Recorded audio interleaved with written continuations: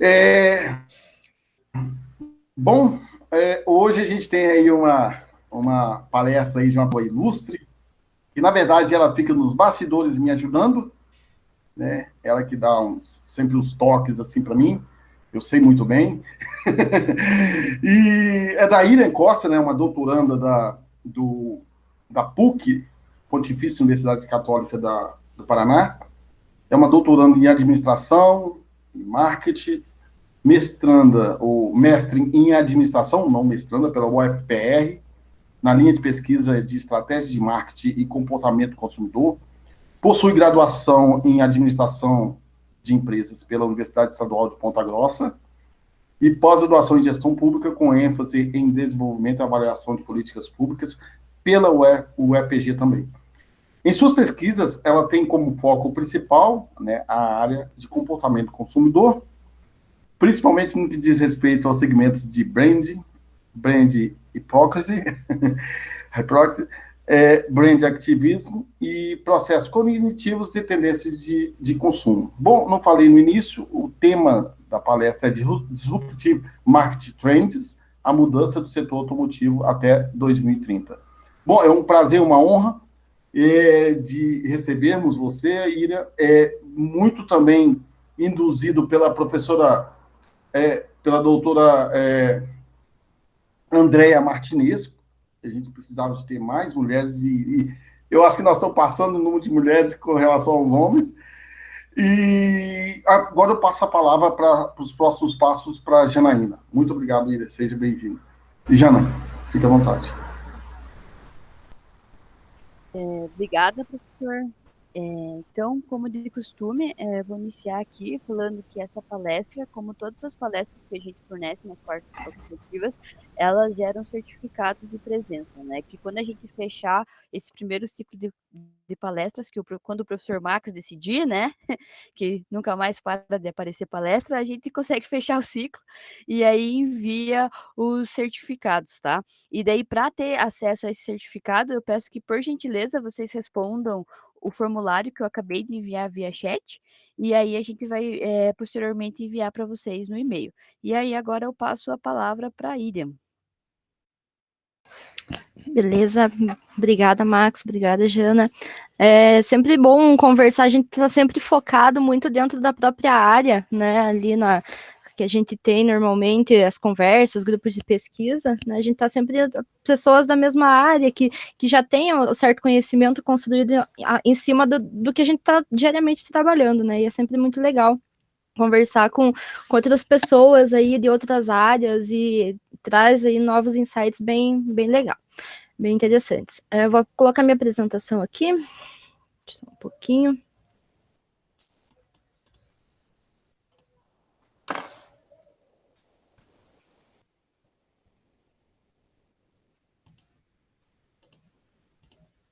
Só me dá um ok se deu certinho aqui, por favor.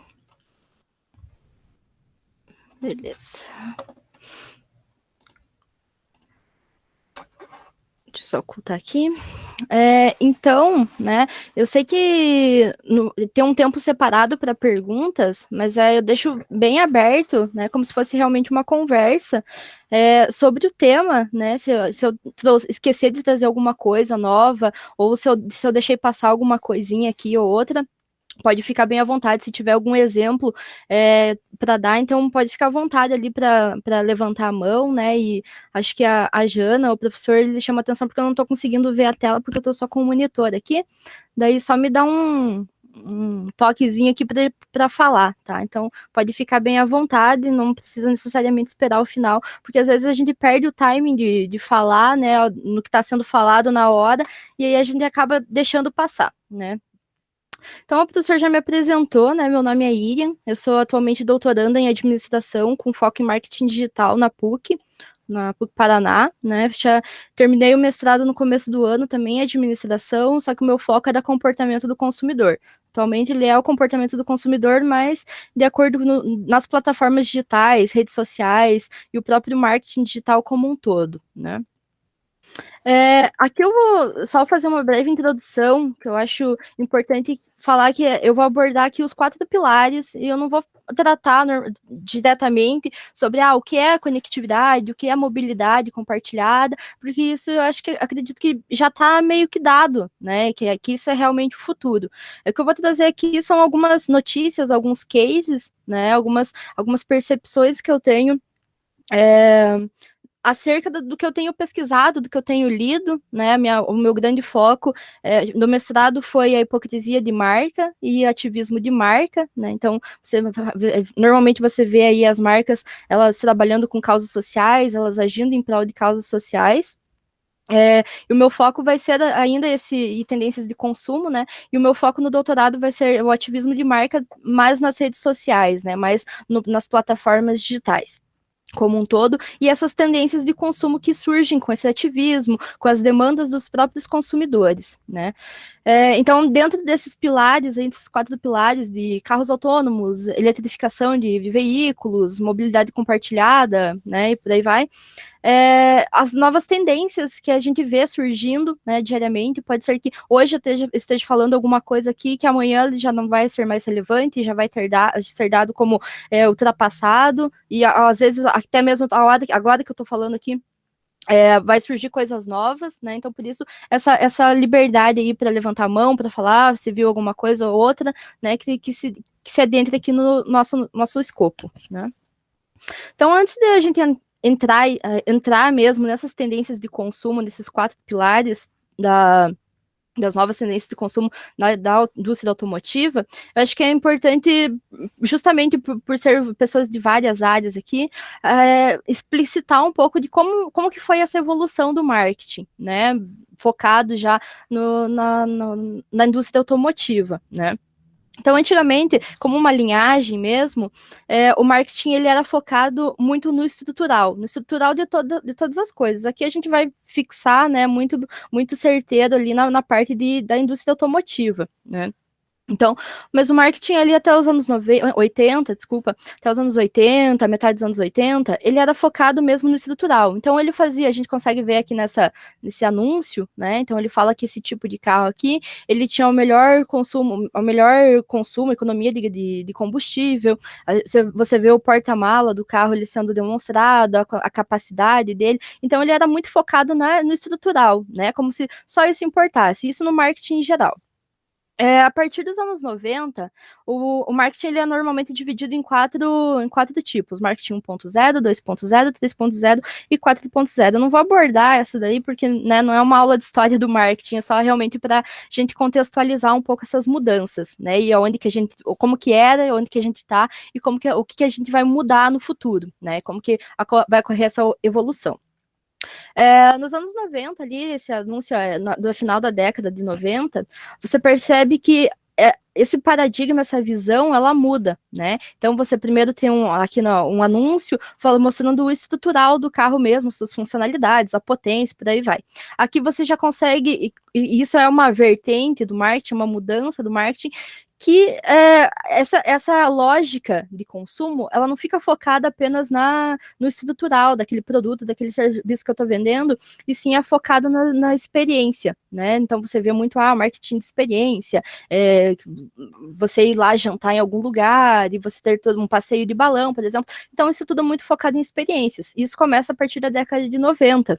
Né, na virada da década ali, na virada do milênio, principalmente, que a importância vai ser dada pela experiência do consumidor, né, para você criar uma ligação mais forte com o teu consumidor, com o teu cliente, você criar relações mais fortes, né, então a gente consegue ver ali o anúncio do Mustang. Eu não estou sendo patrocinada pela Ford, porque eu vou trazer várias coisas aqui que a Ford, ela tem feito, né, então, no Brasil não tanto, né, mas lá fora a Ford ela tá na vanguarda realmente, e muita coisa que eu vou tratar aqui.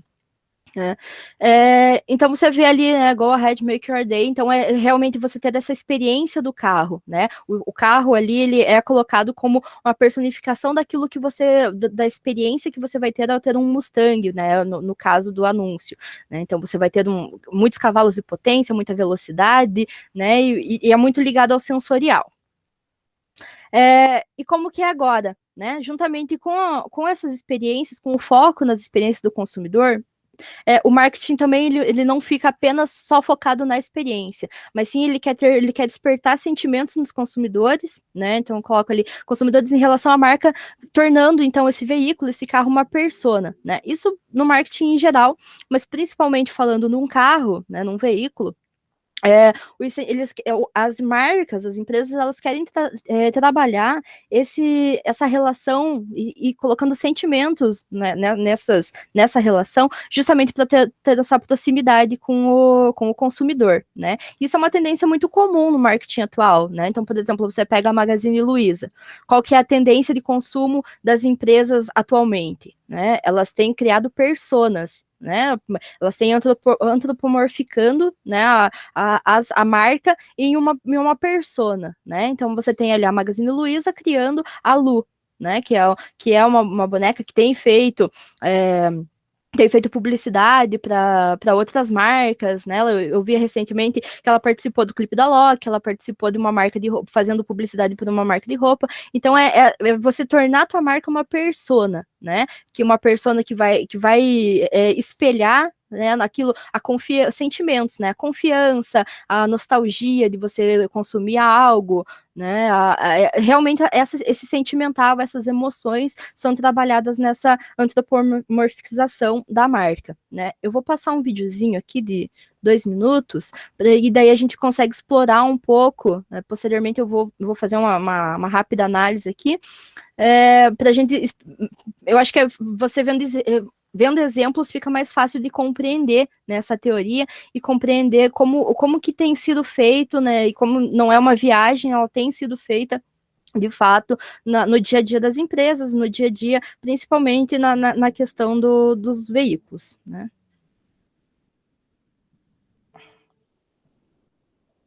Meu pai, assim, tudo que ele ganhava na vida, tudo que ele conquistava, ele gostava de mexer com fazenda. Então, ele como um ídolo ali, um herói ali. Eu quero cantar e quero mexer com fazenda, do jeito dele ali.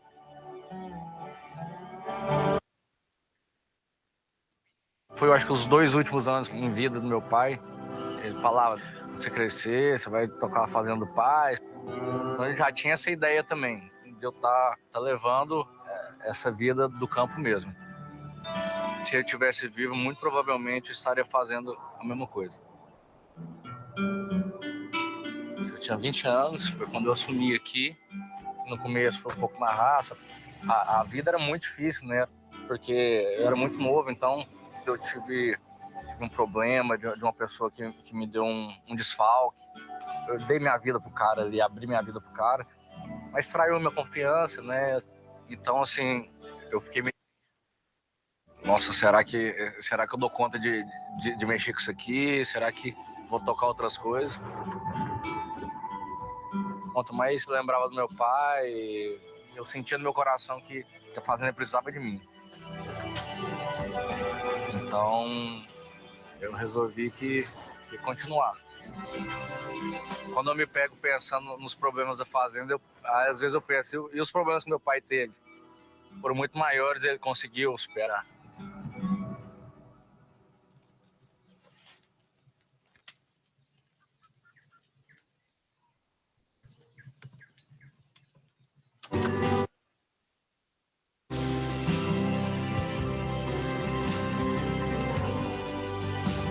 Filho, eu acho que tem que acompanhar o pai, né? Ficar junto sempre. Isso que eu quero que meus filhos sintam comigo também, de gostar do que eu gosto. Amar a fazenda, cuidar dela, e esse legado vai sempre continuar. Eu fazendo o que eu tô fazendo aqui, onde meu pai estiver, eu tenho certeza que tá feliz, que eram as coisas que ele gostava também. Eu tenho certeza que eu vou sempre honrar o nome dele.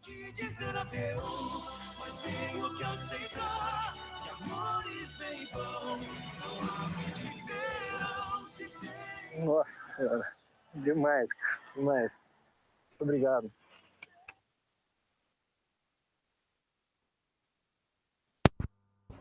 Tá.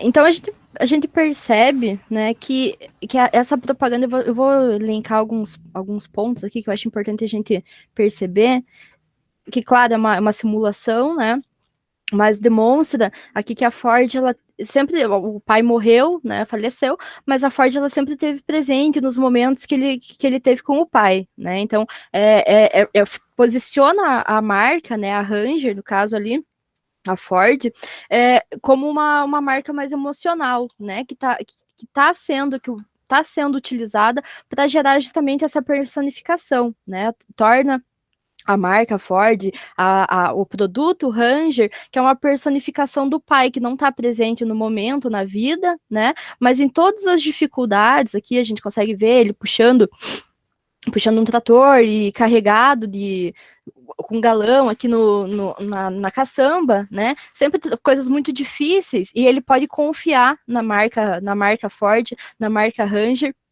E aí é como se o pai se tornasse realmente a personificação, a Ranger da Ford, se tornasse o pai dele que ele pode confiar, né? E aqui no final a gente consegue ver justamente esse mote principal, supera desafios ao lado de quem você confia, né? O pai não tá ali para ele confiar as atividades, a vida, né? Mas a Ford, ela tá como essa personificação de algo, de um sentimento de confiança, e que ele sabe que ele pode confiar naquilo. Não posso confiar em outras pessoas, né? Posso confiar, mas eu tenho que ter muito cuidado em quem eu confio, mas na Ford eu não preciso me preocupar, porque eu sei que ela vai me trazer confiança e ela vai conseguir me ajudar a superar desafios, né? Aqui tem um pouco disso, né, da concepção da marca, então é realmente trazer essa questão da marca ser mais emocional, essa robustez, mas ao mesmo tempo ser confiável, né, justamente pela robustez você pode confiar na marca. Então, outro ponto de mudança é a preocupação ambiental e social. Como eu falei, um pouco as minhas pesquisas, elas são focadas, né, justamente no ativismo, né, então ativismo social, ativismo ambiental, preocupação, passa de ser programas de responsabilidade social para justamente um ativismo mais intenso, né, em alguma causa, né? Então você vê muita empresa apoiando parada LGBT, você vê muita empresa trocando seu logo na cor da bandeira do arco-íris, né? Em respeito ao orgulho LGBT, e por aí vai. Né? Então, esse ponto é uma demanda dos próprios consumidores, devido a preocupações climáticas, consumismo exagerado. Então, muda essa questão do consumismo, né? Vou comprar pelo comprar, mas o meu ato de comprar, ele seja para eu ter um propósito e eu gerar uma mudança na sociedade, né? Então, eu vou comprar um produto, vou comprar um veículo, mas eu quero que isso daí modifica a sociedade, né? Você vê isso muito em pessoas que querem veículos híbridos, veículos elétricos. Por que elas querem? Porque eu quero, mais pra frente eu vou abordar isso, mas é porque eu quero ter uma pegada mais ecológica, eu quero ter uma pegada mais tecnológica, e por aí vai. Tem N fatores que eu posso explorar em relação a isso, né? E alguns desses fatores, mudanças climáticas, a preocupação principalmente fica mais evidente agora na pandemia, né? Então eu vou mudar meus hábitos de consumo, porque esse hábito de consumo, essa falta de preocupação com o meio ambiente que causa doenças, né? E isso acaba modificando a intenção da compra de veículos, né? Como um todo. Muda todo o perfil de consumo, mas principalmente de veículos, porque hoje eu acredito que seja o mote principal da figuração, da representação do que é poluente, né? Apesar de ter muita pesquisa, que eu sei que tem muita pesquisa em torno disso, ainda você tem tantos veículos por habitantes e tal, então você tem a própria mudança de consumo em relação, né, ao que está sendo dado aí nos atuais tendências. E por que essa mudança, né? Como eu disse, então muda essa necessidade de consumo pelo consumo e torna-se um consumo com um propósito, né? Então alguns estudos apontam que os consumidores eles se firmam em 3 aspectos para adquirir um carro, né? Motivos instrumentais, pragmáticos, puramente eu quero um carro, eu quero um veículo que tenha velocidade, que me traga segurança, né? Então eu viajo muito, eu quero um veículo que me traga segurança na estrada. A flexibilidade de eu conseguir me locomover na hora que eu quiser, quando eu quiser, debaixo de chuva, debaixo de sol, né? Então, eu ter essa flexibilidade. Motivos simbólicos, então, é para expressar aquilo que eu quero que a sociedade veja, né? Que os meus pares ali me vejam, né? Através desse carro. Então, você tem ali pessoas que compram carros conversíveis, que compram carros elétricos, para justamente ela imprimir aquilo que ela quer que a sociedade veja, né? A sua personalidade. Então, eu compro um carro conversível e status social. Então, eu compro um carro conversível, eu compro um Porsche, né? Uma Porsche ou uma Ferrari. Eu quero mostrar que eu tenho a condição de comprar, né? Eu tenho esse poder de comprar um carro que é caro. Né? A minha personalidade, eu compro um carro elétrico, né? Que às vezes é muito mais caro do que um carro convencional. Eu quero demonstrar que eu me preocupo com o meio ambiente, que eu não me importo em pagar mais, né? Para eu ter esse consumo, mas ao mesmo tempo eu não prejudicar o meio ambiente, a sociedade que eu estou inserida, né? E os motivos afetivos, que são realmente as emoções, os sentimentos, ao utilizar o carro, né? Então, eu gosto muito de dirigir, tenho questões sensoriais, então eu gosto de sentir o motor, eu gosto de trocar a marcha, eu gosto de sentir aquele cheiro de quando você acelera, e por aí vai, né? Então, são coisas muito sensoriais que me fazem querer ter um carro ou não querer ter um carro, né? Essa mudança também vem proveniente que é os millennials, né, geração Y, principalmente nas últimas semanas, aí a gente tem esse comparativo entre geração Y e geração Z, né, mas ambas têm algo em comum, que é realmente essa perda de interesse em práticas agressivas de branding, né? O que é esse branding? É essa construção de marca, né? Então, eu tenho uma reputação de marca construída, então, por exemplo, eu tenho a marca ali, Coca-Cola, eu tenho tudo tenho ligações ali, né, redes que me fazem pensar Coca-Cola, me lembra Natal, me lembra vermelho, me lembra família, por aí vai. Então são essas construções que eu tenho que me remete quando eu penso numa marca, né? E tantos milênios, geração Y, esqueci de colocar a geração Z ali, mas eles perdem esse interesse quando eles veem práticas agressivas e que não tem essa ligação emotiva, né? Eu não desperto da minha marca como meu consumidor uma ligação muito emotiva com essa marca. Então não adianta você, lembra aquelas propagandas da Casas Bahia? Só hoje, só amanhã você consegue comprar e tal, mas eu não me remete a nada, né? Não me remete a uma ligação de, por exemplo, como a Coca-Cola remete a muita gente, né? A Coca-Cola, o almoço de domingo, a família reunida e tal. Eu lembro até uma propaganda que eles lançaram no ano passado, em detrimento da pandemia, que é aquilo, a Coca-Cola, ela remetia a encontros familiares, muita gente reunida em volta da mesa e tal, e nesse momento você causa uma ruptura que você não tem mais isso, né? E aí eles trabalham muito com a nostalgia. Apesar de separado, a gente consegue estar junto tomando uma Coca-Cola, né? Então, você cria esse sentimental, né? Para você continuar ligado ali com esse relacionamento, continuar ligado a essa pessoa com alguns sentimentos, com algumas emoções, né? Esse é um pouco trouxe um vídeo que fala um pouco sobre essa mudança, né, e é até uma resposta a críticas que eu vi que tinha em relação a carros elétricos, que o carro elétrico ele não tem muito, as pessoas não viam muito naquele sensorial, então eu não sinto o cheiro de óleo, não escuto muito o barulho do motor, eu não tenho tantos problemas ali que eu tenho que resolver. E a Porsche vem com essa propaganda justamente como uma resposta a essas críticas, né? Então tem alguns estudos aí também que falam sobre as motos Harley Davidson. A Harley Davidson, ela não é a melhor moto do mercado, ela é uma tribo de consumo, né? As pessoas, elas compram Harley Davidson, elas vão em eventos da Harley Davidson porque porque a Harley Davidson, ela imprime um estilo de vida, né? Então você pega o perfil de pessoas que compram Harley Davidson, são homens de meia idade, né, que eles querem ter aquele espírito aventureiro, e eles acabam comprando Harley Davidson e participando dessas tribos de consumo, né? É um artigo muito, muito interessante, muito conhecido na área do marketing, que fala justamente sobre essas tribos de consumo em torno da Harley Davidson. E a Harley Davidson, ela estava tendo problemas porque ela também queria adentrar no mercado elétrico, né, com motocicletas elétricas, mas ela tinha o problema do distanciamento que ela teria com os seus consumidores. Porque os consumidores da Harley Davidson, o que eles queriam? Eles queriam o cheiro de óleo da moto, eles queriam o barulho do motor, né, que não traria aquele barulho, a moto elétrica. E aí eles estão estudando, né? Até onde eu vi, eles iam colocar caixinhas de som inclusas na moto para imprimindo aquilo, passando aquele som de motor forte da Harley, né? Justamente para não gerar essa quebra, essa ruptura aí com o relacionamento que os consumidores da Harley têm para com a marca, né? Então vou passar um vídeo bem rapidinho da Porsche.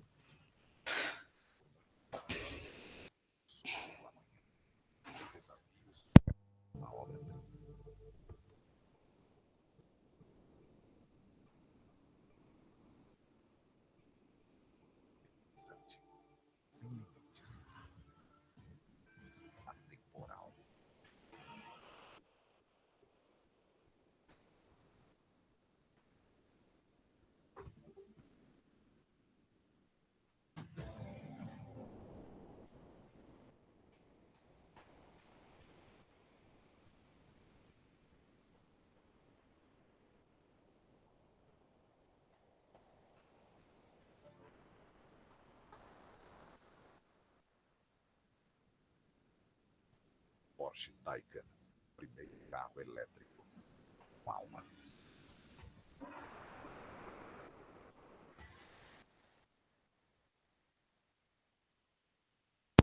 Que percebe novamente a personificação, né, é um carro elétrico, não tem aqueles cavalos, não tem aquele repuxo de um carro, né, mas ele vem como uma resposta que é um primeiro carro elétrico, né, com alma. Né? Então, novamente, a personificação de como o carro fosse realmente uma persona. Né? Isso vem desde os anos 90, mas é muito mais para mostrar que não é porque é algo robotizado, é algo super tecnológico e que não vai gerar essa proximidade com o consumidor. Né? Então, ele tem alma, ele continua sendo um Porsche, só que ele só é elétrico. Né? Ele traz tudo que a Porsche proporciona, né? Rapidez, velocidade, a tecnologia, mas agora com você se preocupando mais com o meio ambiente, né? Então é novamente essa personificação, assim como a Ranger lá fez naquele outro clipe, um pouco menos emotivo, mas da mesma forma a personificação de algo, né? A impressão social que eu quero que esse consumidor quer passar para as pessoas. Então eu sou uma pessoa esportiva, eu quero um carro esportivo, né? Mas mesmo assim, ao mesmo tempo, eu me preocupo com o meio ambiente, não é porque eu sou tecnológico, porque eu sou esportivo, né? Quero algo esportivo, que eu vou acabar com o meio ambiente, né? Então você consegue equilibrar as duas coisas nessa propaganda aqui. E outra pesquisa que fala, né, que justamente os millennials estão comprando e dirigindo menos, por alguns fatores, né, o valor de um carro, né, então você tem uma queda na renda desses millennials, né, com trabalhos subvalorizados, você tem uma renda bem menor do que você tinha na geração passada, né, os pais dessa geração. Então, o valor de um carro, você não consegue morar fora de casa, você não consegue comprar as suas coisas, estudar ao mesmo tempo e investir num carro. Né? Então você não consegue equilibrar a conta, né? Então acaba cortando o menos essencial na percepção dessa geração. Outro fator, acho que eu acredito que seja o mais importante, que é realmente a preocupação ambiental, né? E aí a gente já entra nessa questão de plataformas de compartilhamento, né? Que já é algo dado, né? Cada vez mais surgem aí plataformas de compartilhamento para tudo, né? Você consegue compartilhar uma furadeira, se você quiser, hoje em dia, com alguns aplicativos. E é justamente essa mudança de consumo. Por que é que eu vou comprar uma furadeira se eu posso emprestar do meu vizinho, né? Se eu posso emprestar de uma pessoa que eu nem conheço, né? Para que eu vou comprar um carro se eu posso chamar um Uber e ele tá na porta da minha casa em 2 minutos? Eu vou pagar muito menos, eu não vou ter que me preocupar com questões de impostos, de manutenção de carro, gasolina, nada, e eu pago muito mais barato com isso, né? Aí tem uma pesquisa ainda logo no começo do mês, né, que fala que entre os motoristas, e que é muito mais evidente isso na pandemia, que 62% buscam um modo alternativo para se locomover. Né? Então, muita gente já deixou o carro de lado, né? E conheço gente que vendeu o carro para justamente só utilizar Uber, investiu esse dinheiro e só usa Uber porque é muito mais econômico, né? Se você colocar na ponta do lápis. E no Brasil, esse número não é tão grande porque falta incentivo ao transporte público de qualidade, coisa que você não vê, por exemplo, na Europa, nos Estados Unidos, né? Não é falando, lá fora é melhor. Não, são políticas públicas que devem ser revistas aqui no nosso país, né? Porque a gente tem a condição de se igualar nessa questão de mobilidade como lá fora. Né? Mas mesmo assim, os brasileiros eles utilizam mais Uber 99, né, do que a preferência de comprar um carro. E é justamente essa falta de incentivo. Então, eu não tenho ciclovias adequadas, uma grande quilometragem de ciclovias. O ônibus ele não é tão bom, as linhas não são tantas, né? Então, é por isso que esse número não é maior, né? Então, essa notícia ali é bem interessante, esse achado é bem interessante, né? E a pandemia, ela vem para mostrar que o compartilhamento ele foi muito melhor, muito maior, né, do que a busca pelo transporte coletivo, né? Então eu pego um Uber, eu tô com uma pessoa no carro ali, no máximo, que tá usando máscara, do que eu ficar num ônibus super lotado, né? A gente viu N imagens aí de ônibus super lotados, de pessoas que não tinham essa condição de escolha, né? Que tinha que ir de ônibus e pronto, né? Mas que demonstra a possibilidade aí, uma tendência de se criar soluções para essa mudança, né? Que é uma demanda da sociedade. Né? E aí você pensa, tá, mas e aí o que as montadoras vão fazer? Elas vão fechar as portas? Não.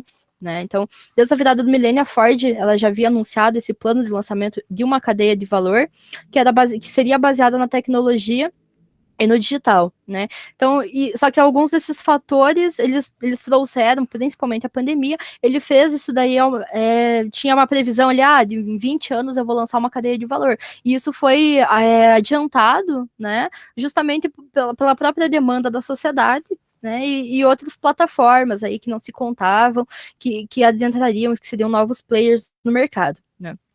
Então, as indústrias automotivas, elas mudam o foco de ser fabricantes de veículos para ser fornecedores de soluções de transporte, né? Então, é uma notícia aqui, né, que a Prefeitura de Curitiba e a Renault, elas fizeram uma parceria na área de carros elétricos e compartilhamento, né, car sharing, aluguel de carros compartilhados na cidade, entre a sede da empresa e entre as instituições da própria prefeitura e tal, dando um pontapé inicial aí nessa questão, né? Então, como eu disse, essa mudança ela foi acelerada por inúmeros fatores, né, velocidade e eficiência das novas plataformas, que modificaram os valores e a noção de mercado da indústria automotiva e a pandemia, né? Então, você tem, por exemplo, uma baixa nas reservas de hotéis durante a pandemia, ao mesmo tempo que você tem um acréscimo, né, uma tendência de consumo do Airbnb. Então, por que eu vou querer me hospedar num hotel e às vezes pagar mais caro por isso, correndo o risco de ter contato com muita gente desde o check-in até o check-out e serviços e camareira, sendo que eu posso alugar uma casa, né, uma casa inteira para mim, para minha família, se eu quero ficar, por exemplo, na Serra, eu tenho uma casa totalmente para mim, eu não vou ter contato com ninguém no check-in, nem no check-out, né? Então, estou muito segura em relação a isso, né? Então, a concorrência, voltando, né, para o automotivo, ela não ficou apenas entre as montadoras, mas também entre as plataformas de crowd-based, né, que é esse compartilhamento. Então, antes você tinha ali, né, as montadoras competindo umas com as outras, né? E a partir de agora, nesse momento atual, você ainda tem as montadoras competindo entre elas, mas aí surgem novos players, né? Então, tem o BlaBlaCar. Por que é que eu vou comprar um carro? Eu viajo toda semana. Por que é que eu vou comprar um carro? Me preocupar com a estrada, me preocupar com combustível, com pedágio, etc. Se eu tenho a possibilidade de, vamos supor, uma estrada, para que eu vou ter 2 carros numa estrada, sendo que eu posso, com uma pessoa a cada um desses carros, se eu posso ter esse compartilhamento do carro e eu ter essas 2 pessoas em um carro só.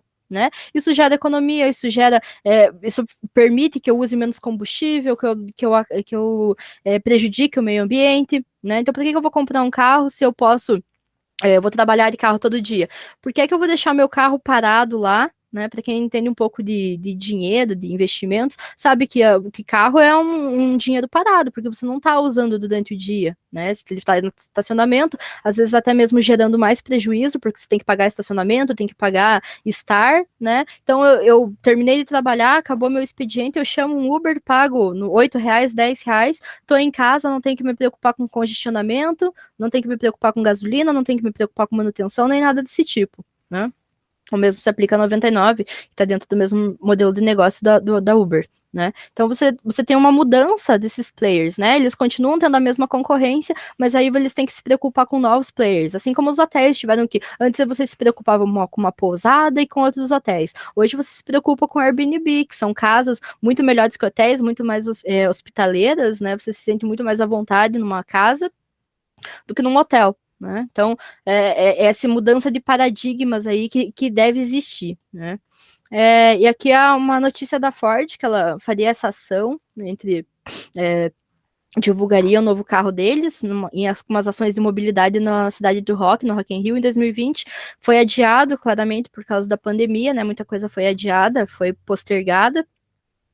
Eles trabalhariam justamente ações de mobilidade dentro da cidade do Rock, né? Então, eles dariam o Rio Card para a pessoa chegar até certo local, e daí, a partir daquele local, eles levariam de carro até a cidade do Rock. Dentro da própria cidade, teria essas ações de mobilidade. Para quem já era proprietário de um carro da Ford, teria benefícios, né? Então, teria acesso a backstage, teria acesso a um lounge ali, então teria ações de mobilidade justamente pensando nesse foco. Aí você chega de trem, de metrô até tal lugar, e daí, a partir dali, que é mais difícil a locomoção, a gente te ajuda a chegar para você curtir justamente essa experiência do Rock in Rio, né?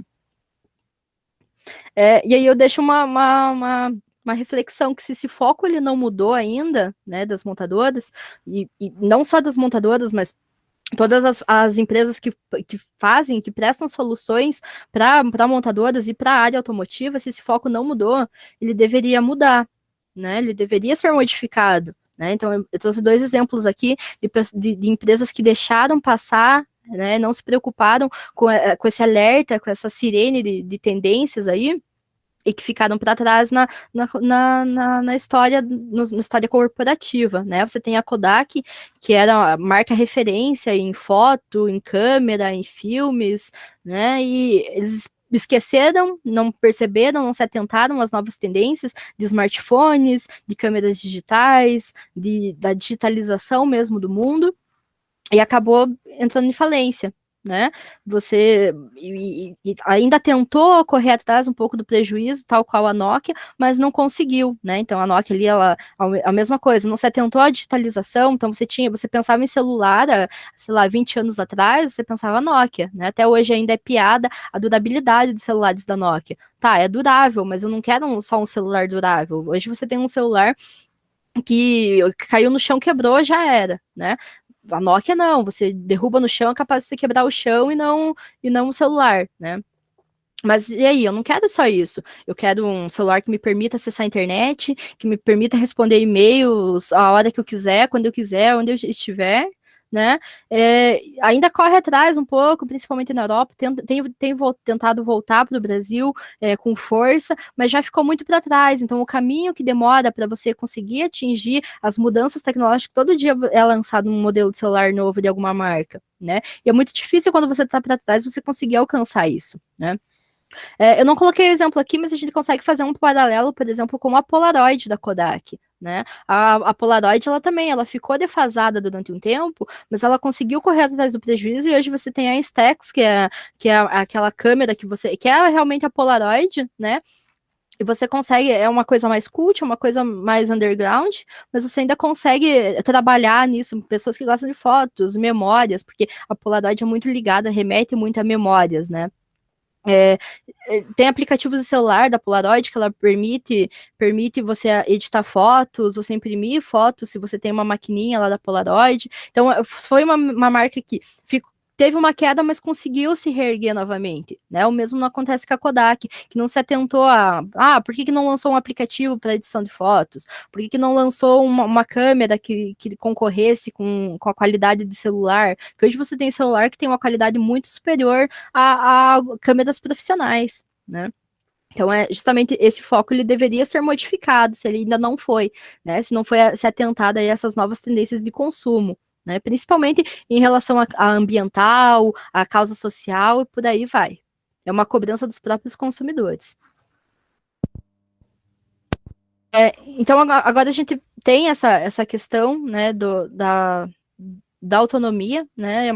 E você tinha antes. Você achava, as pessoas, né, no mercado achavam que o projeto de carro autônomo viria, né, a nossa acessibilidade ali, né, ser acessível, eu vou chamar um carro sem motorista para mim, acharam que viria justamente de startups aí que estavam focadas nisso, né? Todo mundo achou que o primeiro que lançaria seria a Uber, né? E eles largaram esse projeto, venderam esse projeto, essas pesquisas de carro autônomo para uma startup, né? Ao mesmo tempo que você tem Ford e Toyota à frente dessa tecnologia, desbancando muita startup aí, que normalmente a gente acha que vai vir da startup, porque é um modelo mais rápido, né? Você consegue lançar e tirar do mercado muito rapidamente, mas você percebe que você vê, né? Você tem dados suficientes para você perceber que essa iniciativa de carro autônomo ela vai vir das montadoras, ela já está vindo das montadoras, né? Claro que cada um com sua peculiaridade, mas ela vai vir das montadoras com marcas fortes no mercado, né? Mas é necessário também atenção, porque essas startups, elas estão aí no caminho, né? É uma concorrência com a outra, mas para frente a gente vai ver que essa questão de carro autônomo é uma questão muito... Já é dado, vai ter carro autônomo, mas quem vai sair na frente é que vai ganhar mais, né? É o que vai estar na vanguarda. Então, a câmera digital era uma realidade, mas quem lançou a primeira é que saiu na frente, que está aí no mercado até hoje, né? Então, essa é uma previsão da McKinsey, e a McKinsey, para quem não sabe, é uma das maiores consultorias do mundo, né? Eles estão sempre antenados nessa questão de tendências de mercado, né? E eles afirmaram lá em 2016 que mais de 15% dos carros novos vendidos até 2030, eles poderão ser totalmente autônomos, né? E aí a gente percebe que talvez isso chegue antes, né? Porque todo mundo já viu alguma notícia da Huawei, né? E que eles estão aí com brigas judiciais e embargos, sanções comerciais dos Estados Unidos, mas ao mesmo tempo eles estão lá na empresa, eles estão pesquisando e fazendo projetos para desenvolver carros, para lançar esses carros, né, para colocar no mercado para o consumidor comum antes, né? Então você tem uma previsão ali de 2030. Então você percebe que isso daí está adiantado em 5 anos. Né? Então, ele já tem ali acordos com a Chery, né, aquela montadora chinesa, e com parcerias com a Audi. Então, você tem muita gente, muitos players trabalhando nessa questão, e é justamente isso. A autonomia de um carro, ele já é uma realidade, né? É uma realidade para os próximos anos, mas a questão é quem vai fazer, e quem vai fazer algo diferente. Porque não adianta, todo mundo lança uma caneta, né? Mas o que essa caneta vai fazer de diferente para mim? O que esse carro vai fazer de diferente para mim? E aí que tem que estar esperto e perceber justamente essas nuances e esses desejos dos consumidores. E às vezes esse consumidor ele não quer algo puramente ou só estético ou só prático. Eu quero que ele me leve de ponto A a B. Não, eu não sei o que eu quero. Né? Você montadora, você empresa, você fornecedor de soluções, você tem que descobrir o que eu quero, porque é muito essas questões de tendência de mercado justamente é muito isso. Eu não sei, eu como consumidor comum, eu consumidora Irian, que vou no mercado, que abro um site para comprar uma coisa, eu não sei o que eu quero. São as empresas que ditam o que eu quero. Tem coisas que eu compro que eu nem sei que eu precisava. Né? Então, e principalmente foi muito evidenciado isso na pandemia. As pessoas estavam em casa e elas não sabiam o que elas queriam, por exemplo, um negócio que espirra uma fragrância a cada meia hora. né? Isso é um caso próprio meu. Não sabia o que eu queria e eu quis e eu fui lá e comprei, né? Então, isso vai mudar minha vida? Não sei. Isso depende aí desses fornecedores de soluções, né? E a disputa ela também vai ser entre os países, então você tem novos players, né? Você tem cada vez mais players trabalhando e concorrendo entre você. Então antes estava ali relativamente confortável, eu já conhecia meus concorrentes, eu já sabia o que eles estavam fazendo, o que eu poderia melhorar, o que eu podia ser melhor do que eles. Agora, você tem países concorrendo entre si, né? Então, você tem ali, todo mundo sabe dos embates comerciais entre Rússia, China e Estados Unidos, né? Então, você tem países concorrendo quase na Guerra Fria, né? Quem é que vai mandar o primeiro homem para o espaço, né? Quem é que vai lançar o primeiro serviço autônomo, o primeiro carro autônomo para o consumidor final, né, e que traga dentro de, claro, todas as especificações necessárias para isso, né? Então você tem, por exemplo, ali um banco russo, então é um outro player que você nem conhecia, né? Então eu sou uma montadora e eu nem imaginava que um banco ele ia querer lançar isso. Por quê? Não sei, né? E ao mesmo tempo que você tem a maior startup ali, a Cruise, tá pesquisando aí carros autônomos, pedindo, né, por favor, para o presidente dos Estados Unidos, o Biden, dar uma flexibilizada na lei para que os Estados Unidos não fiquem para trás, porque justamente isso é uma realidade, mas é quem vai lançar primeiro isso, né? Essa é a noção. Isso daí já está dado, mas quem vai lançar primeiro? Quem vai chegar no consumidor primeiro? Quem vai chegar no consumidor primeiro e agradar esse consumidor vai criar uma relação mais próxima com esse consumidor e vai fidelizar esse consumidor, né? E aí você tem aqui, desculpa, a tendência, né, que vai existir carro autônomo, existe o compartilhamento de coisas, e essa é a tendência de que cada vez uma coisa se una mais à outra, né? Então essa é a tendência das plataformas de share, né, esses compartilhamentos, unindo-se a iniciativas de autonomia, tanto para oferecer mais facilmente serviços, né? Então você tem ali muitos carros passeando ao em volta de algum lugar, e baratear custos. Esse era o plano original da Uber, né? Se você for pesquisar, eles têm trabalhado no prejuízo há muitos anos, né? Eles têm custeado as viagens e tal, e trabalhando dentro dessa, cada vez mais investimentos, mas eles trabalhando no vermelho, né? Por que isso? Porque o objetivo principal era era lançar primeiro essa solução de share com um carro autônomo para baratear meus custos, porque eu não precisaria mais pagar nada para o motorista, porque não teria motorista. Seria meus próprios carros, né, meu próprio carro, a empresa, né, meu próprio carro, sem motorista nenhum, então o único custo que eu teria, né, e aí você já entra em veículos elétricos, né, que custo que eu vou ter? O carregamento no máximo, mas enquanto isso não vinha, você tem o share sem motorista, e o único gasto que eu vou ter ali é a manutenção de um carro, a gasolina, e por aí vai, né? O combustível, mas eles largaram essa ideia, porque eles têm muitos investidores, então eles precisam trabalhar dentro disso para não ser retirado todos esses investimentos, né? Aí você vê ali o Baidu, que não é só aquele navegador que você nunca mais consegue desinstalar do computador, se você instala uma vez, né? E vai lançar, e já está em testes aí, os serviços de transporte autônomo na China, né? Eles já lançaram, já fizeram alguns testes dentro de margens de segurança ali, eles utilizam a 5G, a gente consegue ver aqui, né? Que seria o próximo assunto que eu vou abordar, não 5G, mas a conectividade. Você consegue, eles vão lançar isso até 2022, né, para os Jogos Olímpicos. Então, você, turista que for para Pequim, para Beijing, lá nos Jogos Olímpicos de Inverno, em 2022, você pode ter um serviço de transporte autônomo. Eu sei que em Miami não, desculpa, é uma cidadezinha ali da Flórida, você tem dentro de um shopping um ônibus que ele é autônomo, né, e ele consegue, e é para turistas, né, muita gente, é muito turista na Flórida,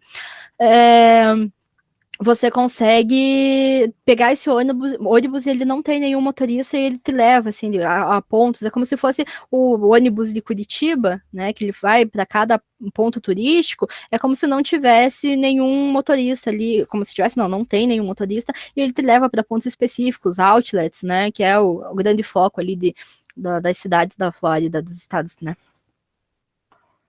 E aí a gente adentra na conectividade, né? Então, aqui eu levei um puxão de orelha da Janaíne falando que muita coisa já se sabia, né? E aí essa é a questão, não é a conectividade em si, porque a conectividade ali, o diretor da TIM já fala que eles acreditam que vai ser um item básico em todos os veículos do país, né? Então, a conectividade é algo já dado, né? Mas a questão é quais são as tendências e quais são as tendências, as soluções que são provenientes da conectividade, né? O que eu posso lançar? A conectividade, ela existe, o carro autônomo, ele vai existir, né? O carro elétrico, ele vai existir para o consumidor final, o compartilhamento, ele existe, mas quais são as soluções, quais são as tendências que eu posso despertar a vontade no meu consumidor, às vezes coisas que nem o consumidor sabe que quer, né? E o que eu posso fazer? Né? Então, eu trouxe algumas coisas aí que pode ser como ponto de reflexão, né? Eu não sei prever o futuro ainda, né? Nem tantas tendências de consumo assim, porque senão a gente abria 1000 startups aí e ficava milionário, né? Mas são algumas soluções que a gente percebe que são demandas dos consumidores, que a gente consegue perceber, não uma pesquisa feita já, mas nas entrelinhas do consumidor, né? Que nas pesquisas da gente a gente consegue perceber essas demandas dos consumidores, né, e outras tendências dentro da própria tendência, né? Então são braços ali, braços, pernas, são membros mesmo, que eles podem ser explorados dentro dessa questão, né? Dentro desses pilares. Produção de conteúdo direcionado para o consumidor, né? Então, eu acho que esse é o ponto principal da conectividade, né? Você tá ligado ali e o teu carro, né? Ele é um novo celular, ele é um novo smartphone, né? Só que você está dentro dele. E aí, tem conteúdos direcionados? Tem esse pensamento de, eu vou bombardear, como era antigamente, eu vou bombardear o meu consumidor, né? Eu vou pegar uma metralhadora, eu vou atirar e em quem pegar, pegou esse conteúdo. Eu vou disparar conteúdo a rodo, assim, nesse meu consumidor dentro do carro, e o que pegar, pegou. Não é bem assim, né? A gente viu que as gerações... Desculpa. Que as gerações atuais e as futuras, eles não gostam desse branding tão agressivo e tão explícito. Eles querem algo direcionado, eles querem... algo que tenha uma ligação para com eles, né? Então, você vê ali a Ford estudando exibir anúncios em painéis de seus veículos, né? Então, você tem ali, está passando numa avenida e você vê que tem no pedágio de Curitiba para Ponta Grossa. Você vê o anúncio da Bove, de desodorantes. Ele vai analisar aquilo, escanear, e ele vai te gerar dados, te gerar propagandas, né? Eu passo num outdoor, tem um anúncio do Burger King, por exemplo. Você daí já tem essa ligação que ele vai te adicionar, você tá com fome, tem um Burger King a tantos metros daqui, e vai te direcionar para o melhor Burger King da região, né? Então, novamente, a existência de anúncios no carro, né, ele já é uma realidade, ele vai acontecer, mas tem inúmeras possibilidades a se explorar, né? Eu vou passar aqui, eu vou voltar a ele depois, mas é justamente essa, eu acho que a parte principal e mais importante é as soluções para oferecer conteúdos relevantes ao consumidor via o infotainment, né? Então, eu vou só bombardear o meu consumidor que está dentro daquele carro com aquilo? Não vai ser uma prática muito assertiva. Depois a gente vai ver um pouco sobre a privacidade, a noção de privacidade do consumidor e tal, mas não vai ser uma coisa tão assertiva aí, né? E aí a gente entra na possibilidade de você lançar uma startup, você lançar um aplicativo, você lançar um negócio para oferecer e para você segmentar isso de maneira muito mais eficiente, né? Então, por exemplo, eu sou vegana. Faz sentido o meu carro escanear um outdoor de uma churrascaria e me direcionar para isso? né? Eu mandar um anúncio de churrascaria para um vegano, para um vegetariano? Não faz. Eu me preocupo muito com a saúde. Faz sentido ele me direcionar para fast food, McDonald's, Burger King? Não. Isso daí a gente já tem na literatura de marketing, que se o consumidor ele é exposto a coisas que ele não acredita e que ele não gosta, ele vai gerar ódio de marca. Existe isso, né? Eu odeio essa marca porque ele faz isso, porque ele vai contra totalmente os meus princípios, os meus valores e tudo que eu acredito. E aí isso daí você gera coisas muito negativas para a marca, né? Você gera coisas muito negativas para a marca que está dentro da marca. Então, você está lá num carro da Chevrolet, por exemplo, e aí você recebe uma propaganda do Burger King dentro do teu carro, e você fala, peraí, vocês estão invadindo a minha privacidade aqui para me mandar uma coisa que eu não quero nunca, eu nunca vou entrar no Burger King, né?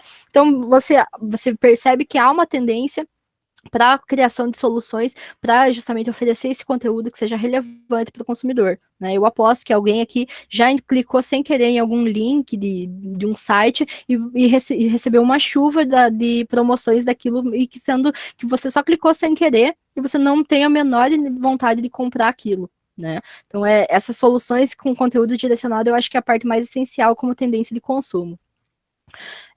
Voltando um pouquinho ali, né, os conteúdos e conexão entre veículos e assistentes virtuais, né, cada vez mais a Alexa, Nest do Google, né, mas principalmente a Alexa, ela tá na casa de muita gente, né, lá fora você vê mais, mas aqui ele tá entrando nesse mercado, né, porque é um valor razoável para você ter, e você muito idoso, né, ganhando Alexa, porque você consegue ver hora, você consegue ouvir música, né, coisas mais simples, mas você consegue ter uma automatização maior da tua casa de uma forma muito mais barata, o que era muito caro antigamente.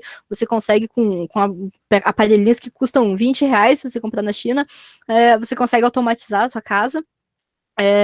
E aí, você vai ter essa conexão, esse conteúdo, essa conexão, essa conversa, essa fluência entre o veículo conectado, o veículo que eu estou ali recebendo propagandas e tal, e esses assistentes virtuais, porque assistentes virtuais, ele é uma realidade, tal qual a conectividade, ele é uma realidade, que cada vez mais as pessoas elas vão ter esses assistentes virtuais, né? Nenhum chegou ainda à altura da Alexa, né? O Google está tentando aí com o Nest, mas a Alexa ela é líder do mercado em assistente virtual, né? Então é uma realidade que deve ser pensada como tendência de consumo, né?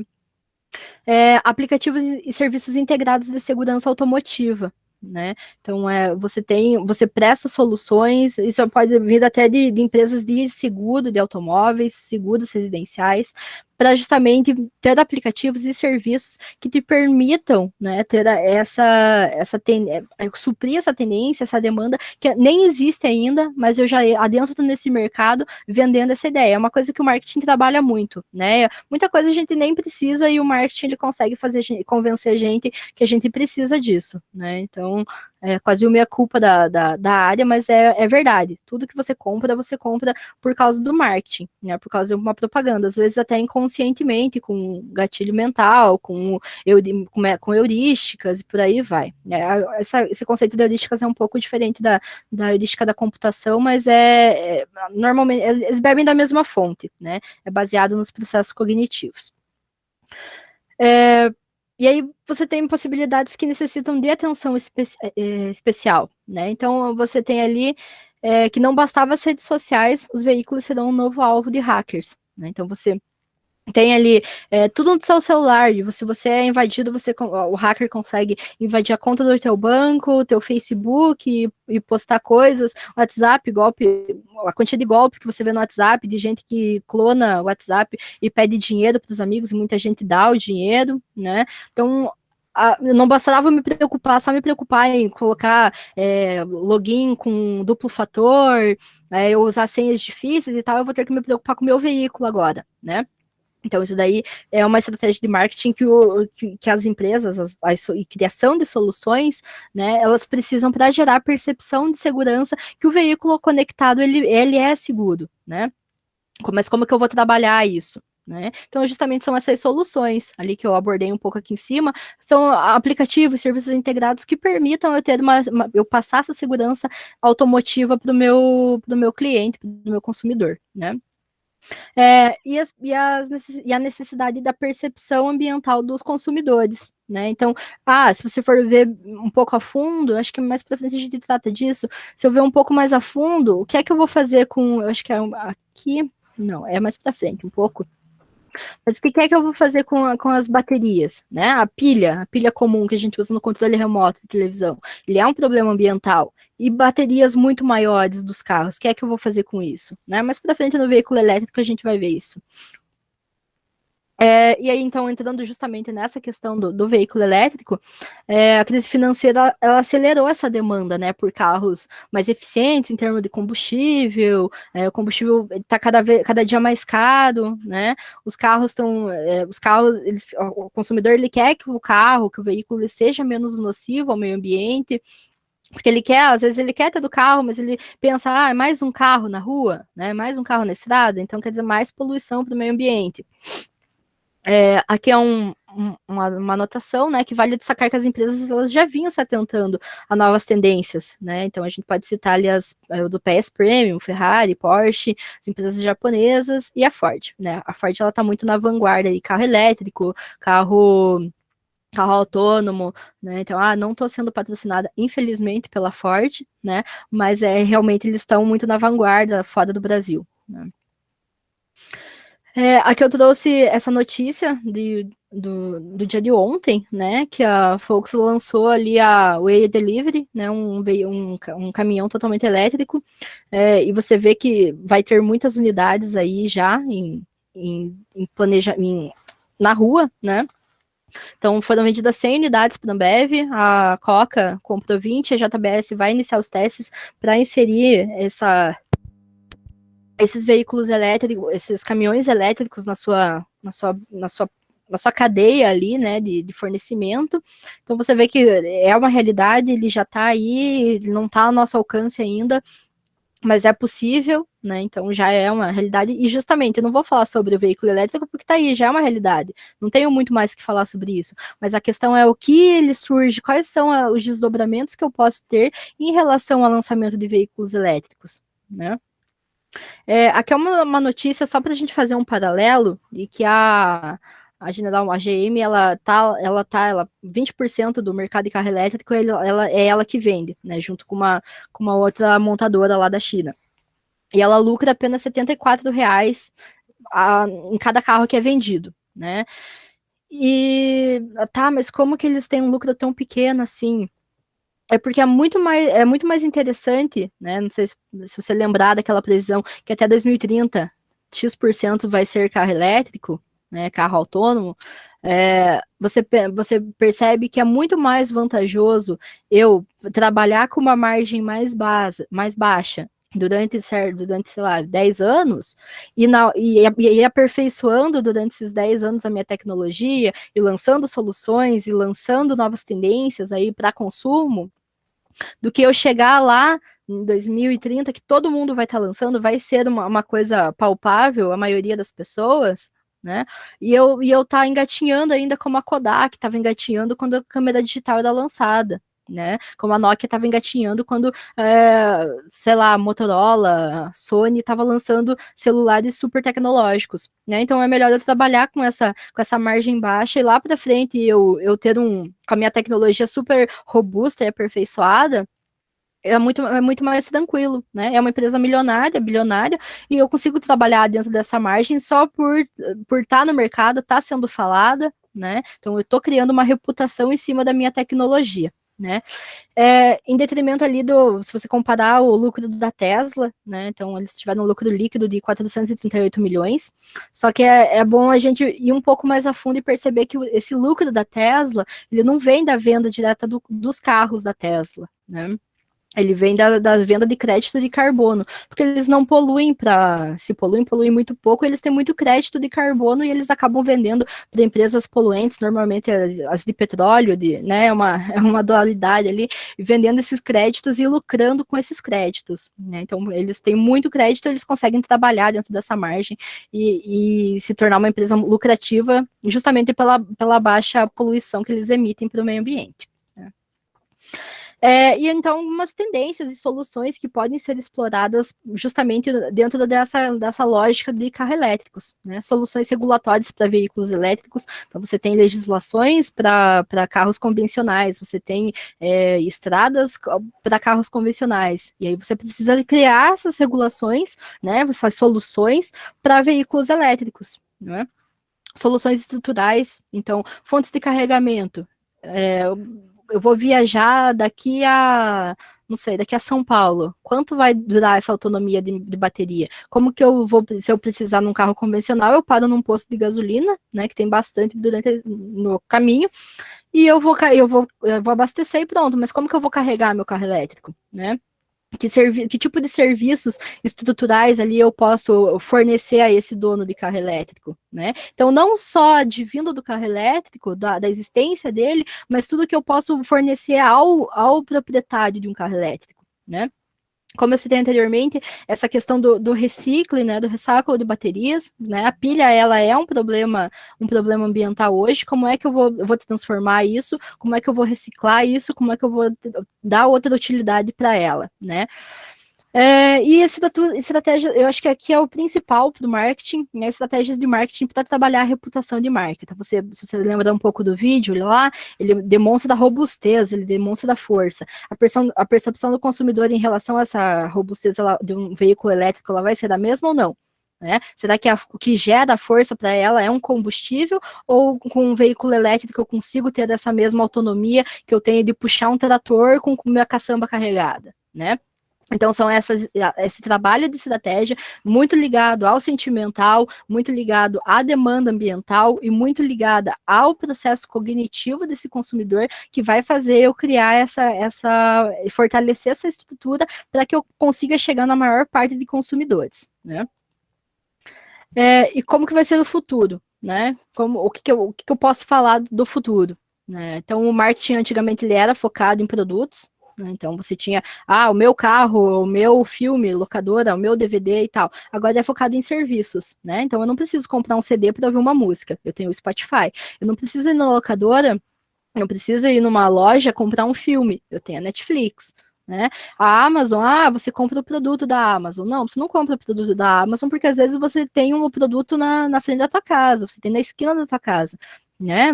Vou comprar um detergente na Amazon, porque, e principalmente agora na pandemia, eu não vou sair de casa. A Amazon, ela vende um serviço, a entrega rápida, a entrega eficiente, né?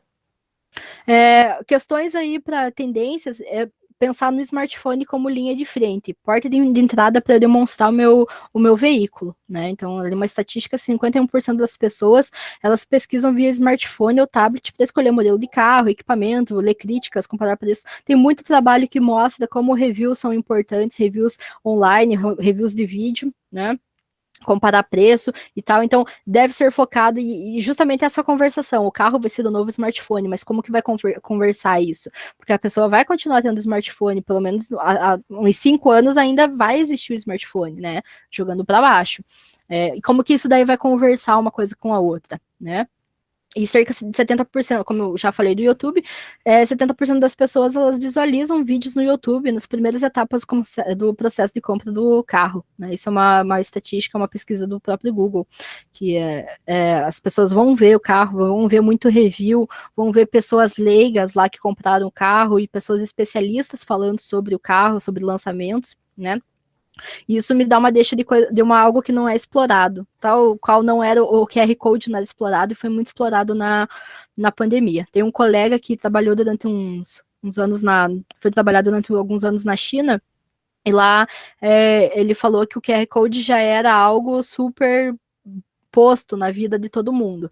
Ele foi num mercado comprar água e ele chegou lá e nos primeiros dias que ele estava na China, e ele foi pagar com cartão de crédito e ele causou maior transtorno porque lá ninguém mais usa cartão de crédito, né? Ou usa no máximo o NFC no celular, com o cartão nas carteiras digitais, mas eles usam o QR Code, né? Não sei se alguém já tem PicPay, né? Mas o PicPay é pagamento com QR Code, né? E isso ele trouxe para nossa vivência aí com lives agora na pandemia, que direcionava para doações, direcionava para promoções, por aí vai. E algo que não é explorado, que poderia ter sido muito mais explorado na pandemia, é a realidade aumentada, é a realidade virtual, né? Tem algumas diferenças, uma e outra, né? Mas aí você consegue, com a realidade aumentada, no chão da tua casa, você consegue ver o carro, você consegue mudar a cor do carro, você consegue mudar a roda do carro, você consegue ver dentro do carro, né? Eu aconselho vocês a baixar um aplicativo chamado da Mobile, que é um site de imóveis, e você consegue ver ali, escanear uma parte da tua casa e, por exemplo, colocar uma cadeira e consegue ver em uma realidade aumentada como é que aquilo ficaria, né? Tem estudos que mostram que a realidade aumentada ela faz aumentar a intenção de compra, né? Então isso se aplica também a carros, né? A veículos. E juntamente com a realidade virtual, você consegue sentir o carro, você consegue entrar naquela imersão que a realidade virtual te fornece para sentir o carro, para ver como que é você se vê no carro, né? Como que você sente, dirige o carro e por aí vai. Coisas que poderiam ser exploradas na pandemia, né? Como que foi o test drive? Como que foi a estatística de test drive durante a pandemia? Eu não sei, né? Não tem esse dado, mas eu acho que durante muito tempo muita coisa ficou fechada. A segurança das pessoas era uma coisa que tá em jogo ainda, né? Apesar da vacinação, tá em jogo essa questão, né? Então, como que eu vou sentar perto do lado de um vendedor que eu não sei onde que ele andou e ele tem contato com pessoas diariamente, né? Com pessoas diferentes diariamente, né? Que podia ser, que pode ser, não podia, pode ser algo explorado, né, mais, e é realmente o futuro. Se você for pesquisar, o exército dos Estados Unidos está usando realidade virtual e aumentada unidas para treinamentos, tem faculdades, a John Hopkins está usando realidade aumentada e virtual para cirurgias, né, então a equipe de médicos vai fazer uma cirurgia mais delicada, eles conseguem analisar muito bem onde que eles vão fazer incisão, onde que eles vão costurar e por aí vai, tendo mais êxito nas questões, né. A PUC tem também uma iniciativa de realidade aumentada junto com a virtual para atendimento psicológico e psiquiátrico. Eles estão testando em ratos agora, mas é justamente essa realidade aí que a gente já está inserido, que pode e que eu não vejo a indústria automotiva utilizar com tanta frequência. Claro que a gente tem exemplos que utiliza, mas pode ser mais utilizado, né? Soluções de blockchain para segurança de dados do próprio veículo, né? Como eu disse, os consumidores, além do celular, além de redes sociais, além de cartões de crédito, vão ter que se preocupar com o próprio veículo e eles vão se preocupar, né? A questão de privacidade, se você for ver, saiu um estudo ontem sobre a exaustão que o consumidor está, né? Por causa das leis de proteção de dados, a exaustão que esses consumidores estão a entrar num site e ter 1 milhão de pop-ups lá falando, você aceita os cookies, mas e não é uma coisa que permite o consumidor, esse usuário, entender o que é que eles estão pedindo, né? E eu deixo uma reflexão, né? Essas soluções segmentadas através de IA, que está sendo, eu nem tratei aqui porque já é algo dado, né? Que vai acontecer, como recomendações, né, e com o uso de cookies, é uma demanda do consumidor, ou ele vai ter a percepção de ter a sua privacidade invadida até mesmo no seu veículo, né? Então é uma questão aí que as pessoas não entendem muito bem o que são os cookies, mas elas sabem que elas estão sendo meio que como se você estivesse sendo seguido na rua, né, pelas marcas aí. E essas soluções segmentadas, esses anúncios aí no carro, ele vai ser bom? É uma demanda do consumidor ou é algo que a empresa quer fazer, as marcas querem fazer? E qual que é essa percepção, né? Ele vai gerar proximidade ou ele vai afastar mais esse consumidor, né? E como soluções aqui eu posso criar em relação a isso para que eu não perca essa fidelização e essa relação com o meu consumidor, né? E eu acho que o que eu tinha para apresentar seria isso, né? A gente abre aí para o Max, para as pessoas que quiserem comentar alguma coisa, perguntar e conversar bem. Muito obrigada pela atenção, pessoal.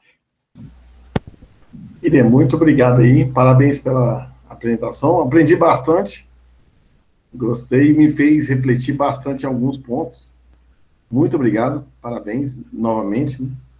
2 pontos, a Cruz é da GM, que comprou a Voyage, e e a GM é dona de 51% da Ulin. Eu fui ver a empresa que mais... para mim, a quantidade de carro mais fabricado no mundo, para mim, era o Gol. Eu fiz a pesquisa, é o carro da Ulin. Essa daí, quando você mencionou. Dois pontos muito legais. Eu achei muito legal você abordar isso, que é uma coisa de destaque, assim. Bom, gente, parabéns novamente. Gostei bastante. Vamos abrir a perguntas. Todos aí que estão participando, queiram fazer perguntas, fiquem à vontade. Vamos aí. Alguém gostaria de fazer alguma pergunta? Alô? Fique à vontade. Oi, Irene, tudo bem? Bom, primeiro, parabéns pela sua apresentação, que eu, sinceramente, achei fantástico, né? Na verdade, acho que até aproveitando o gancho disso que você mencionou de marketing e falando sobre o lado automotivo, mas fugindo um pouco dos princípios que a gente está tratando do futuro, mas a gente, na época que eu trabalhei na GM, foi um cenário muito engraçado. Todos conhecem um Camaro, e o Camaro amarelo, ele era um dos markets da GM pelo fato de ser o Transformers, né? Que aí até foi um dos meios que foi patrocinado, tudo. E até então é um carro que foi muito cobiçado na época. E a partir do momento, no Brasil, que esse carro ele foi associado a uma música, as vendas despencaram horrores. E assim, tudo associando pelo fato de uma cor ao carro. Então, com base no início, né, da sua apresentação, eu associei muito esse cenário que você falou, né, e com base em colocar, associar um cenário a um determinado público, vamos falar assim, né. Mas, assim, gostei bastante dos pontos que você também mencionou relacionado ao futuro, que, sinceramente, é algo que a gente tem que começar a entender com outro olhar referente à parte de infotainment, né, que é algo que a gente atualmente está batendo muita cabeça. Eu falo pelo lado aí, que também estou mais voltado a essa parte de tecnologia de semi-autônomos, e realmente está bem complexo para a gente aqui no Brasil. Mas, assim, isso seria mais um comentário, né, de uma experiência que eu tive e associei com base no que você falou. E parabéns, hein.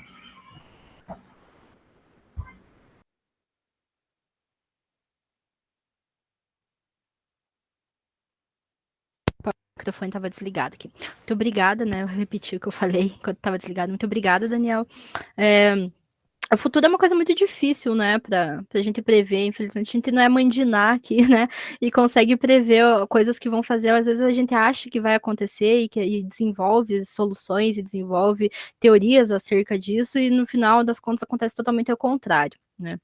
Acho que não é só você que deve estar batendo a cabeça aí em relação ao que o consumidor, o que esse consumidor final ele quer. Em relação a associações, né, tem muita pesquisa do marketing que fala, que estuda, que explora essas relações de associações de marca, né. Então eu dei um exemplo positivo ali da Coca-Cola, que você lembra da família e tal, você traz do Camaro, eu lembro vagamente disso, né, que foi até uma coisa negativa ao Camaro.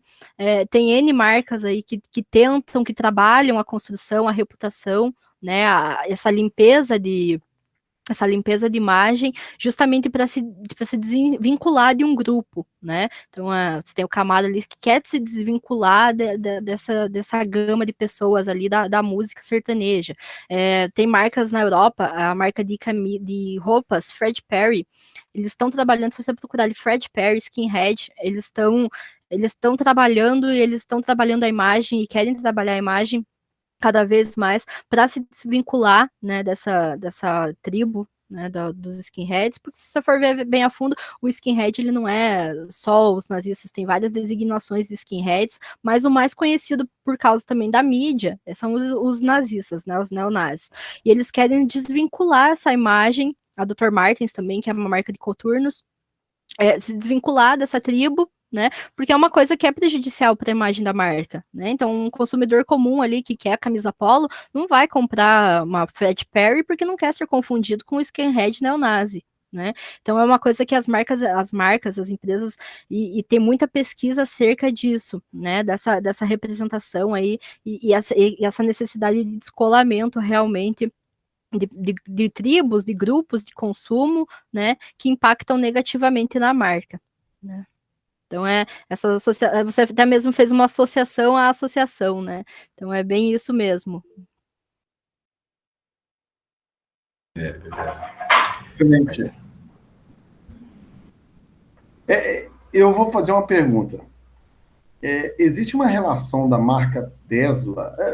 Talvez uma pergunta que nem da Tesla. E como é que é visto por vocês, pelos estudiosos de marca, a pessoa, a persona, não sei se é a palavra certa, do Elon Musk, associado com a marca, ou tem algum vínculo? Ele causa uma revolução mesmo no setor? Como é que é visto pelo pessoal de marketing? O Elon Musk com as suas marcas SpaceX, Tesla, Neuralink e assim por diante. Tá. Tem algumas pesquisas, né, e coisas que a gente vê aí que, de fato, o CEO da empresa, o representante maior da empresa, ele impacta, né, a Tesla, que é a capital aberto, as declarações que ele faz, ele impacta diretamente na reputação da marca, né. Você vê ali o Elon Musk, ele tem essa, né, para a pessoa ali comum, que não vai muito a fundo ver a história dele, ele tem essa representação do cara disruptivo, do cara tecnológico, do guru mesmo da tecnologia, né? E você vê ali o exemplo do próprio Bitcoin, né? Ele foi lá, falou do Bitcoin, o Bitcoin ele sobe e desce de acordo com o que ele fala, né? Então ele tem esse poder, esse capital aí para emitir opinião e as pessoas seguirem ou não as coisas que ele fala, né? Então é quase uma especulação aí no mercado. Mas ele segue e tem já, né, dado na literatura que, de fato, o que o CEO fala, né, esse representante, se você tem uma associação na marca, por exemplo, você sabe quem que é o cara do Madeiro, você sabe quem é o cara da Riachuelo, o cara da Van, né? Você sabe quem é o cara da Tesla, que é o Elon Musk. E tudo que ele fala, ele tem esse impacto, né? Tanto nas ações dele, como na visão que se tem da empresa, né? Então você tem ele falando coisas disruptivas ou coisas muito modernas, tecnológicas, e você remete, você cria essa associação da marca Tesla com ele, né? É uma coisa que não consegue, que consegue, mas você tem que trabalhar muito a imagem para desvincular, né? Eu acho que nem é interessante para a Tesla desvincular assim, porque ele já se tornou realmente uma referência se tratando de tecnologia, né? Para aquela pessoa ali que está atenta ali às coisas que ele lança, né? E ele, de fato, né, ele tem esse como eu disse, esse capital aí para trabalhar a declaração dele, sobe e desce Bitcoin, sobe e desce a ação da Tesla, né? Porque ele realmente, uma coisa está ligada à outra, né? Obrigado. Vamos ver aqui uma pergunta. O Laércio Rodrigues. Laércio, tudo bem, né, Laércio? Excelente apresentação. Apesar do crescimento dos serviços da Uber ou 99, como é que você enxerga as notícias de uma possibilidade de debanda e desistências de muitos operadores de aplicativos, tipo Uber, devido ao grande aumento dos combustíveis? Ele perguntou, né? Comente a sua visão. Tá. Então, assim, você tem um grande player no mercado, né? Na questão de mobilidade, por exemplo, vamos pegar a Uber, né? Ele é um grande player, ele é a referência. Eu uso 99, mas eu falo, chama um Uber, né? Eu não compro palha de aço, eu compro Bombril, né? Então você tem essa referência, esse top of mind aí, a primeira marca que você pensa quando você trata de alguma coisa, né? Então eu falo isso só para contextualizar que você tem uma marca referência para tudo, para quase tudo, né? Então eu não compro aparelho de barbear, eu compro Gillette, né? Então é uma marca de referência. Muita empresa, depois que o Uber começou a ter sucesso, a 99 conseguiu ter sucesso, você tem as pessoas, né, os empreendedores, eles acham que eles vão conseguir combater não, né, tentar com essa concorrência aí, vai conseguir bater de frente a frente com grandes players. Você tem, por exemplo, a Cabify saindo do Brasil, né, você tem a 99 tendo um aumento expressivo aí de investimentos, né? Eu acho que a 99 ela se tornou o primeiro unicórnio na questão de mobilidade aqui no Brasil. E você tem a Uber trabalhando no prejuízo, justamente porque eles venderam o projeto de carros autônomos deles, mas eles não vão estar desvinculados disso. Eles devem ter algum termo lá dessa venda de projetos que eles vão ser os primeiros a lançar, né, essa questão.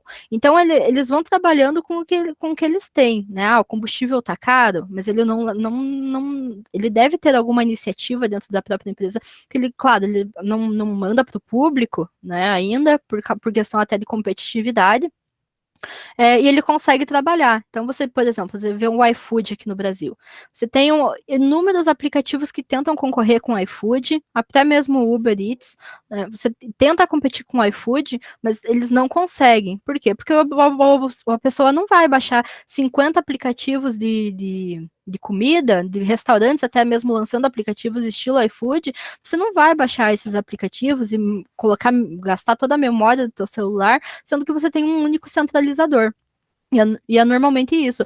Grandes players que que conseguem trabalhar nesse vermelho, nesse prejuízo, e conseguem acabar dilapidando ali, né? Acabando com outros concorrentes. Né? E aí você fica com dois grandes concorrentes, por exemplo, no Brasil. Você tem a Uber e a 99 como dois grandes concorrentes. Né? E os outros eles vão saindo. Cabify saiu, Lyft nem veio para o Brasil, né? E é isso, você vai sair do mercado, mas é por causa da alta do combustível, é por causa disso? Não, é porque ele não consegue trabalhar nessa questão de investimentos, né? Você vê investimentos do Uber, são bilionários, né? Então eles conseguem trabalhar dentro desse prejuízo aí e se manter no mercado, né? E outros menores não conseguem. Não sei se eu consegui responder muito bem a tua pergunta, mas fique à vontade para.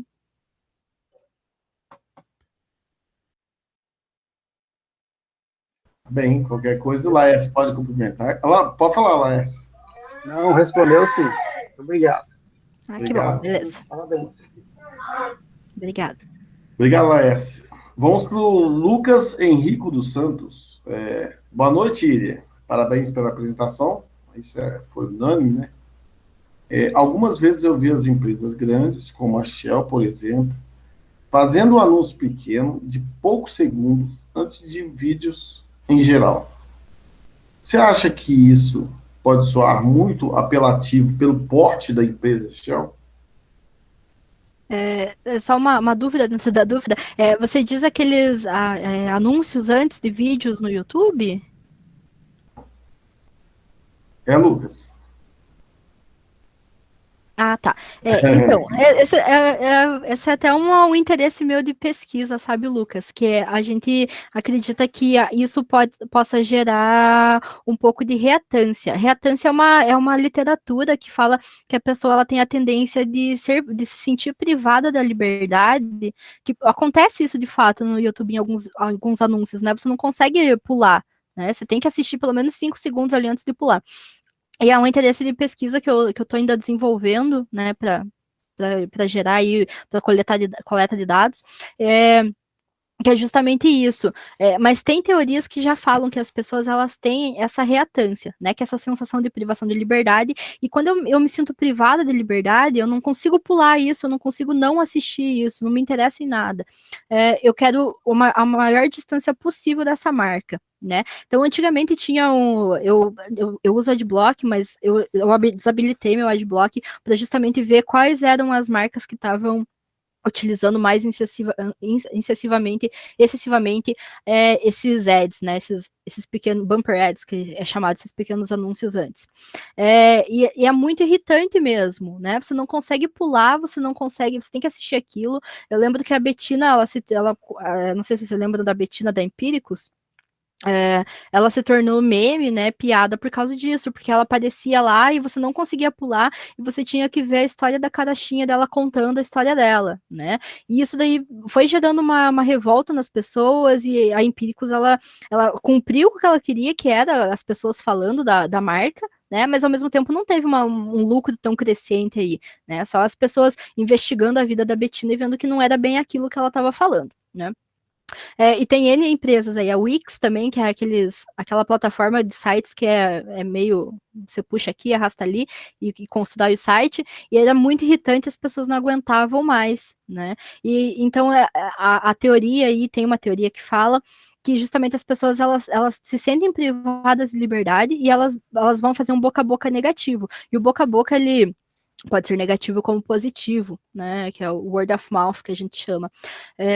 E as pessoas vão fazer um boca a boca negativo dessa marca, justamente porque ela me priva a liberdade. Eu não tenho o direito de escolha. Eu tenho que assistir aquilo e eu não tenho como fugir daquilo, e aquilo eu vou acabar odiando a marca. Né? Então tem um pouco apelativo, né? Às vezes cumpre com o planejado, né? Tem muitas bandas, muitas duplas que colocam as músicas antes dos anúncios e às vezes acaba sendo positivo, mas marcas em geral, as pessoas elas têm um pé atrás com marcas, né? Elas acham que a marca ela só quer vender, ela não se preocupa muito com o consumidor, e pode soar um pouco apelativo mesmo, né? Principalmente, você falou do porte, principalmente de grande porte, né? Eu não vou ficar com ódio de um pequeno artesão, por exemplo, ou de uma loja, de um pequeno empreendedor. Mas, por exemplo, você vê a Shell que você citou. A Shell, ela tem aí muitas críticas em relação a ela, né? E aí ela, além de poluir o meio ambiente, isso né, o senso comum. Além de poluir o meio ambiente, você me obriga a assistir uma propaganda que não me interessa, porque eu não tenho carro, não tenho nada, não me interessa por esse tipo de produto, né? Então pode sim, e pode ser bem negativo para a empresa. Muito obrigado. Obrigado mesmo. Opa, o Lucas está falando aqui, é bem cômodo mesmo. Alguém gostaria de fazer mais alguma pergunta? Fiquem à vontade. A todos os participantes, fiquem à vontade de aproveitar esse momento aí único. Evaldir, se tiver alguma...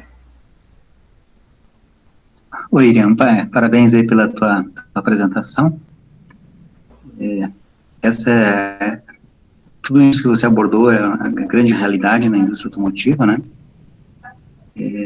A indústria está passando por grandes desafios, né, para aprender a vender serviços, né? Sempre vendeu produtos, e agora nessa era da digitalização, de inovações, tem que aprender a vender serviços. Nesse teu estudo, você tem pesquisado sobre modelo de negócios, novos modelos de negócios para sustentar tudo isso que está sendo proposto? Porque eu faço a pergunta porque tudo isso demanda, como você mesmo falou, né, investimentos gigantescos, né, e hoje a conta não fecha, né, para a maioria dos cases aí a conta não fecha, e existem grandes corporações que estão tentando fechar essa conta, né, enfim, o que você tem pesquisado sobre isso? Obrigada, Evaldir. Então, dentro das pesquisas, acaba aparecendo, né, evidenciando esses modelos de negócios, né? Muita coisa que a gente percebe é que ele surge ali como uma startup, né, e ele está desenvolvendo uma solução, né, e aí um grande conglomerado, uma grande empresa vai lá e fisga, né, e engloba, né, condensa essa startup, esse novo modelo aí que está surgindo, né? Então, antes você tinha as empresas criando grandes planos de negócios, né, que era mais demorado e tal, aí você passa ali desenvolvimento mais rápido, né, e agora você tem coisas muito mais rápidas ainda, que às vezes você coloca na realidade ali, no dia a dia da pessoa, Hoje, amanhã a empresa já está comprando. Você vê muitas notícias, né, de empresas que são vendidas por milhões e que não tinha nenhum escritório físico, não tinha nada físico mesmo, era no quarto de alguém, ou esse alguém foi contratado, né, e englobado dentro dessa grande organização. E eu acho que é uma tendência muito comum isso. Surgem esses novos modelos, surgem essas novas tendências aí, e os próprios conglomerados eles englobam, né? Então você tem ali o Movit é um exemplo disso, né? Eram pessoas que tiravam fotos e que se tornou que vem essa grande rede e englobou essas pessoas aí que tiravam fotos de pontos de ônibus e tal. Então essa proeminência é justamente esse englobamento, né? Então antes você falava de globalização, que você se aproxima. Então hoje cada dia mais está mais aproximado, né? Você vê pequenos focos ali sendo englobados dentro de um grande aglomerado de empresas, e empresas desenvolvendo até mesmo soluções concorrentes a ela, né? Então eu vi que eu não vou me lembrar agora, mas era uma montadora que englobou um estilo Uber, né? E justamente porque eu não vou colocar grandes setores dentro da minha empresa para pesquisar isso, sendo que eu posso ir numa incubadora, ver o que tem de mais interessante ali e comprar, englobar e fazer essas mesmas pessoas que estão pesquisarem para mim, né? Então é essa propulsão, essa proeminência aí que eu vejo. Obrigado, Iriam. Eu que agradeço. Obrigado, Valdir. Obrigado. Mais alguma pergunta, gente? Fique à vontade.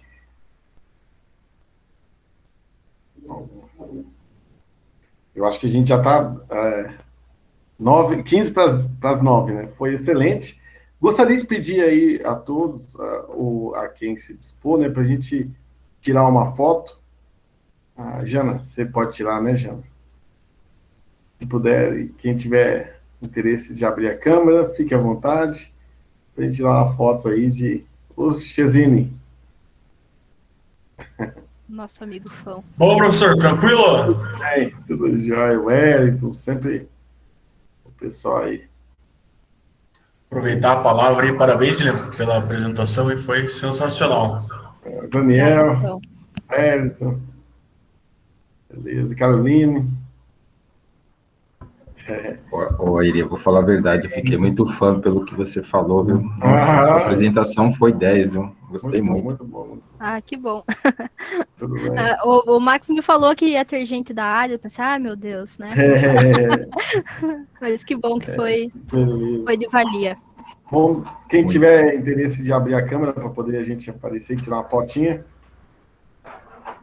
Uma foto. Jana, se puder tirar uma foto, nossa. Ana Clara, tudo bem? Helder, Jorge, Helder, tudo bem? Caroline, tinha falado o nome. Wellington, Laércio, tá bom. Você puder tirar, Jana? Eu gosto de guardar de recordação também. Beleza, gente. Muito obrigado aí pela cordialidade, paciência, atenção. Semana que vem a gente vai ter um outro evento que vai ser, mas vai ser, eu vou avisar, provavelmente vamos ter outros palestrantes também.